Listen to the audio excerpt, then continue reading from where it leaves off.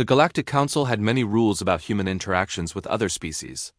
But none of them had prepared the Vicari delegation for the chaos that was about to unfold in Sector 7's diplomatic quarter. Mira Hale hadn't meant to cause an interstellar incident.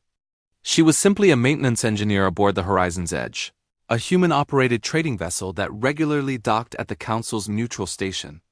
Her job was to fix things: conduits, life support systems, broken communications arrays. She wasn't supposed to fix cultural misunderstandings. Yet here she was, standing in the middle of one. It had started 3 weeks ago during a routine cargo transfer. Mira had been walking through the market district when she heard a sound that made her blood run cold despite the station's climate control. It was the kind of crying that transcended species. Pure, terrified sobbing. She'd found the source huddled between two cargo containers. A Vicari cub, no more than 4 standard years old by human reckoning, with silver-gray fur matted with tears and what looked like spilled nutrient paste. The child's massive amber eyes were wide with fear, and their small body trembled violently. The Vicari were apex predators from a death world even harsher than Earth. They stood nearly 8 feet tall as adults, with retractable claws, pronounced fangs, and a reputation that made most species keep their distance. They were members of the Galactic Council, respected and feared in equal measure, but this wasn't a fearsome predator. This was a lost child. Myra had crouched down slowly, making herself smaller. "Hey there, little one," she'd said softly, knowing the cub probably had a universal translator implant. "Are you lost?" The cub had shrunk back further, whimpering. The station was cold-kept at a temperature comfortable for the silicon-based Thitra who administered this sector. For a young Vicari, probably used to their homeworld's volcanic warmth, it must have been miserable. Without thinking, Myra had shrugged off her favorite jacket, a worn brown leather thing she'd had since her academy days, with patches from a dozen worlds and the faint smell of engine oil and coffee that never quite washed out. She draped it over the shivering cub. "There you go. That better?" The cub, who she would later learn was named Rukta, had stopped crying. Small clawed hands clutched the jacket, pulling it tight. Those huge amber eyes stared at Mira. With something between wonder and confusion, Myra had stayed with Rukta until the frantic parents arrived 15 minutes later, having torn through 3 sectors looking for their child. The gratitude in Commander Vethral's eyes had been genuine.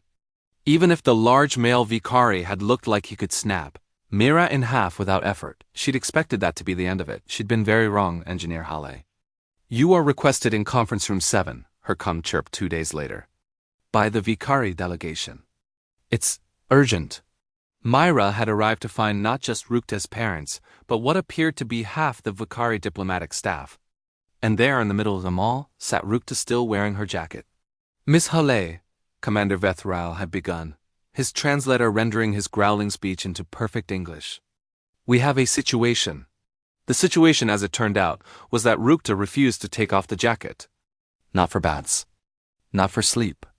Not for the formal dinner with the Galactic Council representative. The cub had worn it for 48 hours straight, and any attempt to remove it resulted in such distressed screaming that the parents had given up. "It smells like you," Rukta's mother, Shara, had explained, her ears flattened in what Mira was learning to recognize as Vicari embarrassment. And apparently like safety and warmth. And the nice human who didn't run away. Myra had looked at the small cub, who was indeed swimming in her oversized jacket, the sleeves rolled up multiple times, the bottom dragging on the floor. Rukta had given her a shy, fang-filled smile. "Oh," Myra had said. "Well, that's actually really sweet." 3 weeks later, the situation had escalated. Myra found herself in a meeting with not just Vicari diplomats, but human ambassadors, station administrators, and even a Thatra cultural analyst who kept taking notes on a holographic pad. Rukta sat in the corner, still wearing the jacket, now officially filthy, despite the parents' best attempts at cleaning it while the cub slept. The child had started accessorizing it with small treasures, a shiny rock, a piece of ribbon, a small data chip that hopefully wasn't important. "The problem," Ambassador Chen explained to Mira, "is that this has become ... symbolic." "Symbolic how?"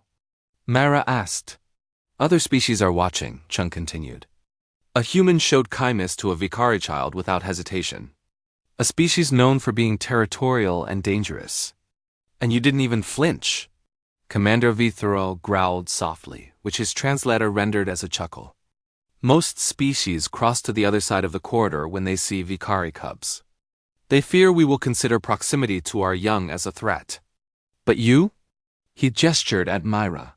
You gave your own protective covering to a stranger's child on instinct. It's just ... What you do, Myra said, feeling uncomfortable with everyone staring at her.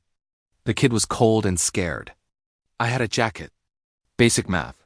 That basic math doesn't exist for most species, Shara said softly. They calculate risk, threat assessment, social standing. You calculated warmth needed versus warmth available. The Thetra analysts' crystals hummed with excitement. Fascinating. This is the human pack bonding phenomenon we've studied. Indiscriminate compassion protocols. We don't have protocols, Myra protested. We just... Vithral finished. Yes, we're learning this about your species. A small movement caught everyone's attention.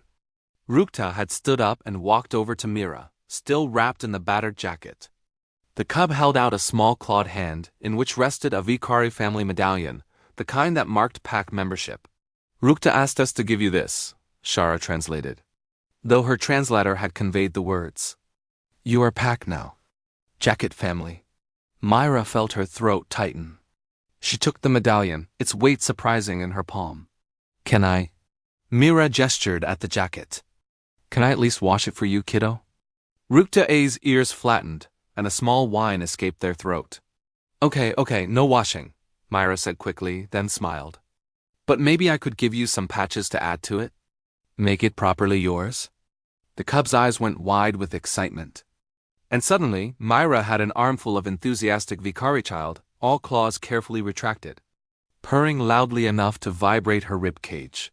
Over the small head pressed against her shoulder, Myra caught Ambassador Chun's expression.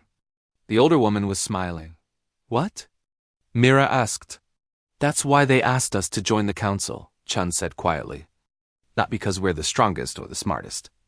Because we see a scared child in the dark, and our first instinct is to make sure they're warm.